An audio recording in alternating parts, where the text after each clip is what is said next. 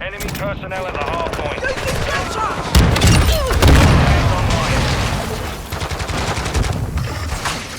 Relocating. Stand by. UAV ready for tasking. Copy. UAV not online. Updated. Capture the hard point.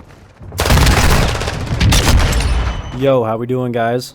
Welcome back to another video. So a couple of videos ago I said I would do a class setup on the Bryson 890 if I felt the need to. I thought all the attachments were the exact same, but it turns out they're not quite the same, but they are close enough. The shotguns play pretty closely to one another as far as strength and weaknesses go, but there are some differences. So rather than give you guys a best class setup video, which I mean this will be, my class is right here, I just also like to talk about which one's better, the Bryson 800 or the Bryson 890. So I haven't done all the testing. You'd probably have to go to El Goomtoff's channel for that. Or I guess his channel's name is Goomy now. He'd probably be able to tell you for sure which one has the most range, but I can tell you pretty closely which one would, just based off the length of this barrel. So all the attachments are the same, except the barrels. The barrels are different on this gun. So the main difference is, instead of the 29.5 inch barrel that the 800 has, the 890 has shorter barrels. So in theory, that means less range. And as far as I can tell, the damage is about the same on each one. I would assume that this one has slightly more damage. It does feel like in close range encounters, I do get less hit markers with this one than the Bryson 800, but I haven't done enough testing with it because, some days I'm just getting hit markers galore and some days I'm not with the Bryson 800. So it's really hard to tell with the shotgun inconsistencies in this game, but I do feel like from my first impressions it does seem to get one-shot kills a bit better at close range. Now I will say it does seem to have a bit less range. They may be the exact same for all I know, but it does feel like there's a bit less range. But the benefit to the 890 is that it has more mobility. It seems to sprint out quite a bit faster than the Bryson. I'm pretty sure it's not just all in my head, but it's pretty drastic, the difference in sprint out speeds.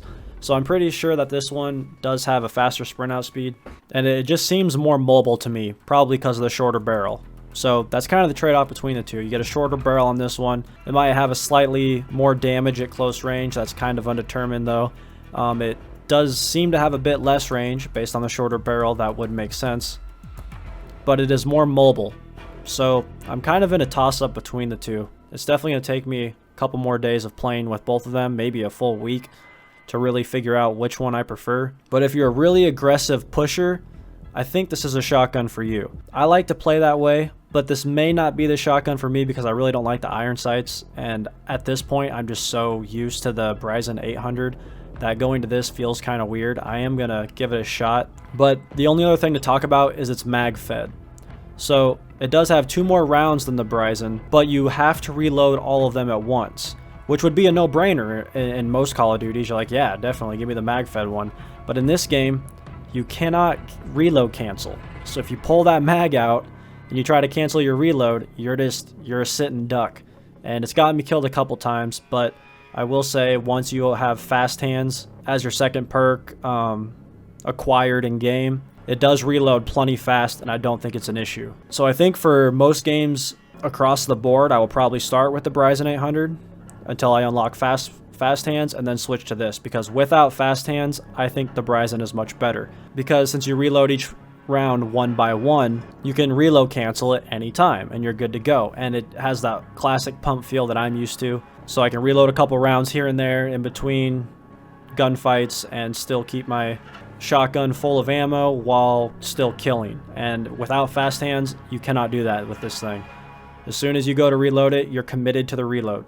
And if you're in a tight spot, that may not work out very well for you. Unless, and there's a big caveat to this, if you guys seen my my snake shot video, unless you use this gun, because you'll probably see some clips here of me swapping to this, and this could save you.